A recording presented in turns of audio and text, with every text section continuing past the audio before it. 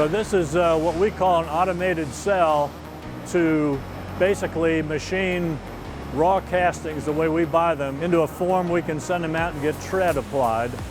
So basically what we've done in essence is bring back work from China that used to be made complete in China, bought the castings, had them machined, had the tread applied all in China. That was years ago.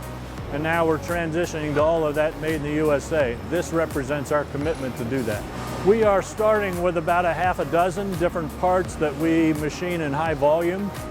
We will do more once we learn how to set up the programs, just how to do it, how to use it. It's a brand new tool, very complex, by far the most complicated piece of equipment we've bought. The lathe itself is way beyond anything we've had before. Add in a robot, add in an interface, and you've got a field of incredible complexity. Nobody's losing a job, no job is threatened at all by bringing in and implementing technology like this. We're supplementing what people are already doing here. It is super exciting because it's brand new technology for us. One of the most exciting things is to see how our people come in and learn how to use it, learn how to make it work, and then learn how to improve it as we go along. So we're just starting to see that.